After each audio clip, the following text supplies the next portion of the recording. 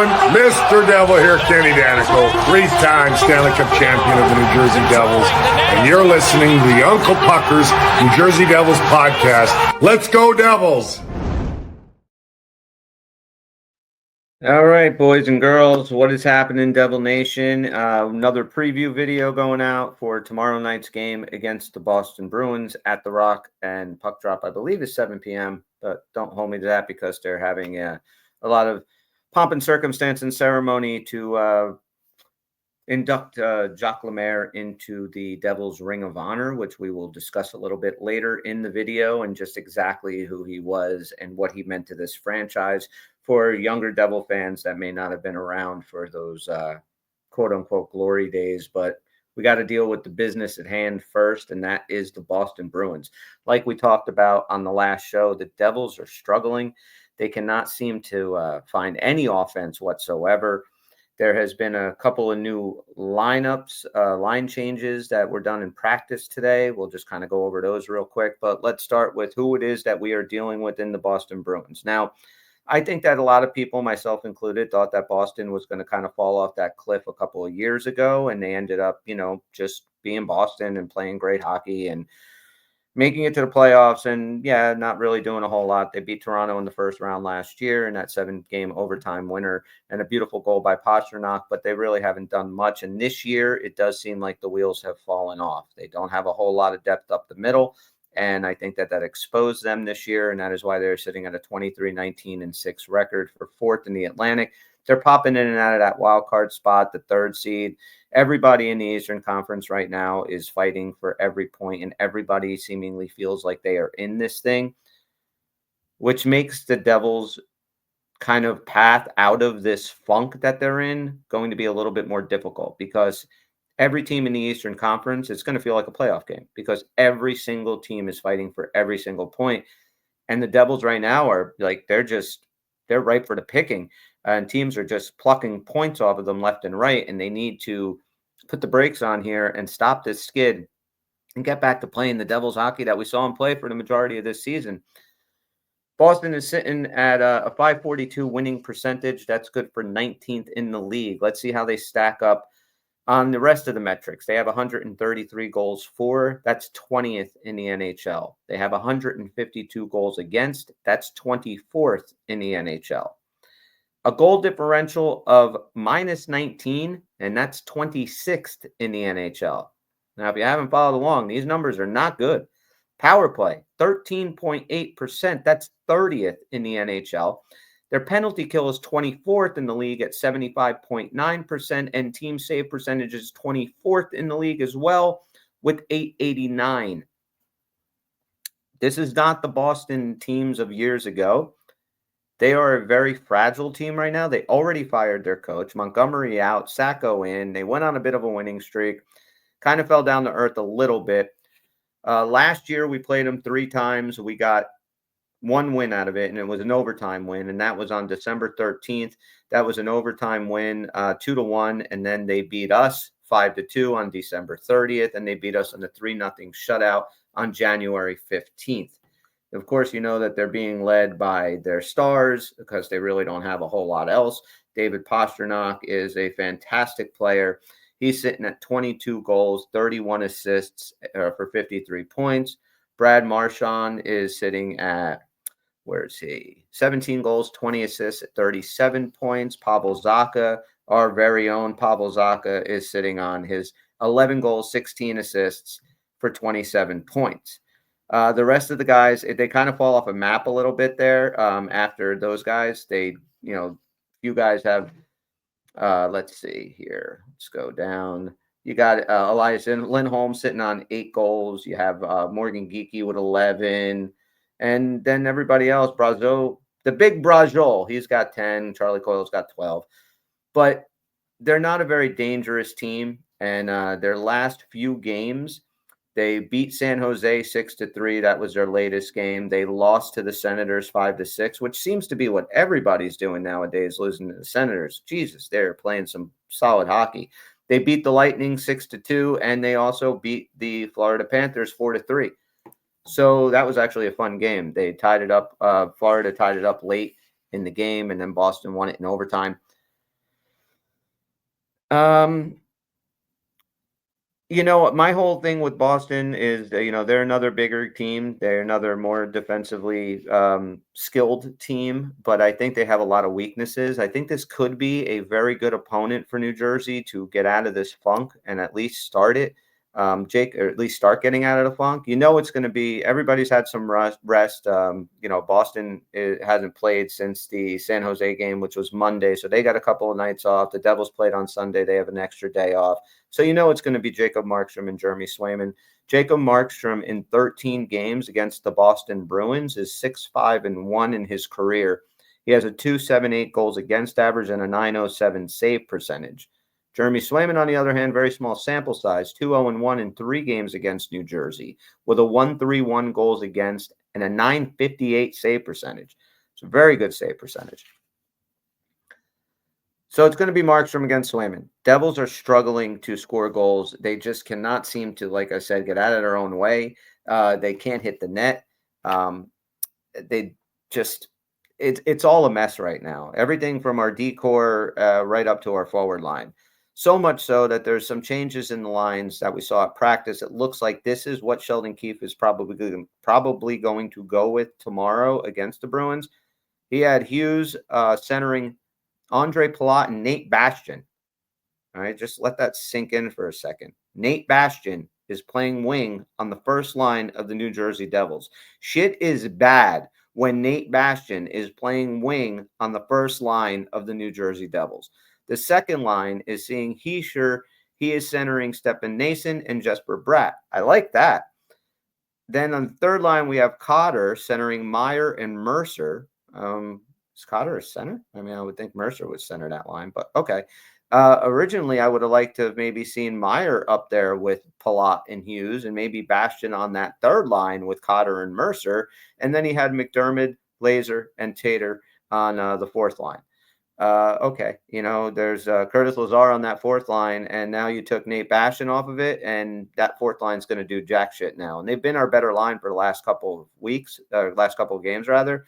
But McDermott, yeah, I mean, come on. I mean, he could throw a punch, but that's about it. And Thomas Tatar, I know he had a goal the other day, but he's not been playing very well. I don't know. Maybe it'll spark something. Me personally, and I know absolutely Sheldon Keefe has forgotten more hockey than I will ever know, so I have to trust him in this. But to me, a Palat with Hughes in the middle and Meyer on the other wing, that kind of makes sense. I know that this Meyer-Hughes thing hasn't worked out in the past, but like we talked about on the show, the last podcast that the Uncle Puckers did there, let's try it again. Let's just give it a shot. I mean, we know, right? Meyer was brought in here to play with them. Let's see if it can work. But there's another reason, not only because of the Devils' recent struggles, why this game is so important to win. It's a big game. They are putting Jacques Lemaire into the Devils' Ring of Honor, only the third member to ever get in the Ring of Honor, with Dr. John McMullen, who brought the Devils over to New Jersey from Colorado, and Sergei Brylin, who was there for all 3 cups and just a mainstay of this team in their glory days and a fantastic player that the Devils could use right now. Jacques Lemaire is it wasn't until he got here that the Devils really turned their fortunes over and became a very respectable winning team. And he brought that culture in. He changed him and Scott Stevens when Stevens came over from the Blues. It was those two guys together, I think, really changed the culture of New Jersey. So he was head coach for the Devils from 93 to 98. Did come back for 2009, 2011, but that 93-98 run is kind of his heyday. He's got 276 regular season wins as the head coach of the New Jersey Devils. He has 35 postseason wins as the head coach of the Devils, won the Jack Adams in 94, brought the Devils to their first cup in 1995. He himself has 11 cups between playing for the Canadians and coaching. An Olympic gold medalist, an Olympic gold medalist as an assistant coach for Team Canada, and he went to the Hockey Hall of Fame in 1984. This guy has done everything, and I'm sure 11 Stanley Cups, Olympic gold medal, inducted into the Hall of Fame. I'm sure all of those pale in comparison as getting your nice little plaque up at the Rock saying that you're in the Ring of Honor. I know I joke. It is a big honor for him. And a lot of the alumni are going to be there. This is going to be a big night. And we all remember what happened with the Devils last big night. And that was Sergei Brylin. That was when Sarge was getting his name and number retired into the Ring of Honor. And the Devils went out and completely pissed down their leg in that game. I don't even remember what the score was, and I wasn't about to go find it because it was highly forgettable. Don't do that again. Don't embarrass yourself again in front of Jacques Lemaire and all those alum that are going to be there. It's going to be a very fun night, and I really hope that that gives the Devils that push to just go and take it over to Boston, right? Like we saw them in the Ottawa game. They came out flying in the first period. They didn't get anything in the net, but no goals to show for it, but they were flying and they were generating, I guess, offense. I wouldn't say it was quality offense, but offense nonetheless. And Anton Forsberg made some good saves. Jeremy Swayman's going to play good. He's a good goalie. Boston is in this thing. They're going to want points. The Devils are trying to get out of this thing. They're going to want points. I expect this to really be the start of the Devils turning it around. This is the team right now, okay? And JT Miller isn't coming in to save us. There isn't a big name trade that's going to happen tomorrow that's going to save this team. And there doesn't have to be, right? Because we've seen them play fantastic hockey. We've seen them go an NHL record of holding teams consecutively to under 20 shots on goal. This team knows what they're doing, but they're a little bit lost right now. And every team goes through this. And it's kind of hard, though, from a 30,000-foot view, you can say, yeah, okay, they're going to work out through this, and this isn't the end of the world. But when you're in the shit, right, you can't see the forest through the trees. It's all doomsday, and something has to change, and people have to be fired. And no. Devil fans, we all got to pump the brakes, and let's see how they play this coming week, because the schedule, I think, is a little bit favorable. But it has to start tomorrow night against Boston. Has to. Like I said, big game. You got some line changes that are, going to be in the, in the mix tomorrow. Let's see if that works, if that generates some offense, because it's not like it was back even when they were winning, like we were saying, well, we got to do something to get Mercer going, or we got to do something to get, Bratt going. No. We have to do something to get this entire team going as far as offense goes. Everybody from Jack Hughes and Nico Hischier right on down to Thomas Tatar and Curtis Lazar.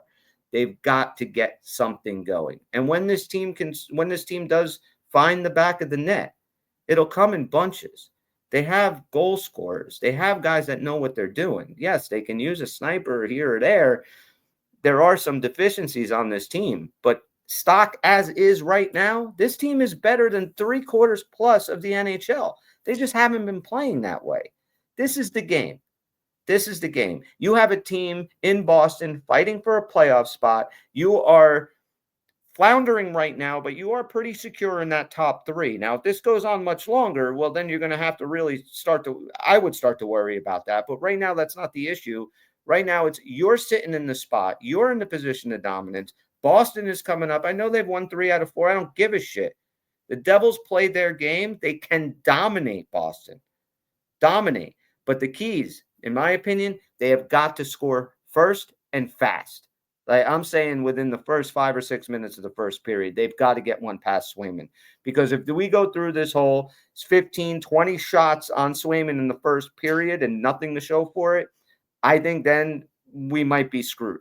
Because then we know what's going to happen, right? Boston will score on like their third or fourth shot, and the Devils will start getting down themselves. They'll start pressing. They'll give up the odd man rushes. Next thing you know, you're down 2-0. Maybe you fight back. You get that goal late in the third. We pull Markey. They score an empty netter, right? We've seen this movie a million times. Score. I mean, sure, early and often would be fantastic, but let's be realistic. One within the first 5 or 6 minutes, and I think that the team can settle down. I think that building will settle down, and we can just hopefully watch the Devils play their game and take it to Boston. And if they do that, this should be a 4-2 win, 5-2 win for New Jersey. That's what it should be. let's just hope that they don't start going backwards and get those bad thoughts into their heads and start, like I said, they get 15 shots in the first period. Boston scores on their second shot like Ottawa did. And, all of a sudden it's woe is me. We can't do anything right. And the mistakes start getting made and they start pushing and the pucks aren't crisp. The passes aren't crisp. The transition out of their zone isn't crisp. We know how it goes and everything kind of falls apart. So tomorrow night, Jacques Lemaire night. Huge night. Going to be a lot of fun to watch. Swayman versus Markstrom. First game all season against the Boston Bruins, which used to be a great rivalry. And now they're both kind of good again. I expect a good game. I expect the Devils win. Maybe Nate Bastian is the key, right? Maybe Bastian is that cornerstone, that linchpin that's going to bring the Devils together. And maybe Bastian has, a 4-point night tomorrow night. Wouldn't that be awesome? Not going to happen, but it'd be awesome. Anyway, that's about it. We're going to do a show, most likely, the Uncle Puckers after the Bruins game, if everybody can get together, and we'll talk about that. Definitely tune in for the pregame stuff and the ceremony. Jacques Lemaire was a fantastic coach for the New Jersey Devils, and I just think without him, we do not have the history or the legacy that the Devils have now. I believe without him, we don't get the cup in 2000. Maybe Larry Robinson isn't here to bring that cup in. And then, 2003 with Burns, who the hell knows what happens at that point. This was the man that put New Jersey on the map, brought them to respectability. And we have a lot to be thankful for when it comes to Jacques Lemaire and Lou Lamoriello, but this is Jacques' night. So enjoy the pregame. I believe it starts at 6 or 6:30 on MSG. So definitely check that out. And for you younger fans, go back and watch some of Jacques' stuff, not just coach and playing. The man was a fucking beast. But anyway, that's it for tonight. The Uncle Puckers will be back in full force. So you can go and check the latest show we just did on Monday. That is up now anywhere that you get your podcast, or you can go to the Uncle Puckers YouTube channel and watch it in its entirety. And if you do that, a subscription, a like, a download, guys, the whole shebang. We appreciate you guys. Really do appreciate this awesome community of Devil fans that we're growing here. Like I've said before, and I'll continue to say it, I understand the world around us is falling apart and everything is shitty. But if we can find some common ground, and that little bit of common ground is New Jersey Devils hockey, and that's what brings us all together, then let's do it, because the world's better for it. And if you guys are at all interested in getting a Uncle Puckers sticker, our logo sticker, just go to theunclepuckers.com, fill out the contact info, and we will get those in the mail as soon as possible. And that's about it, boys and girls. We will see you soon. Let's go Devils.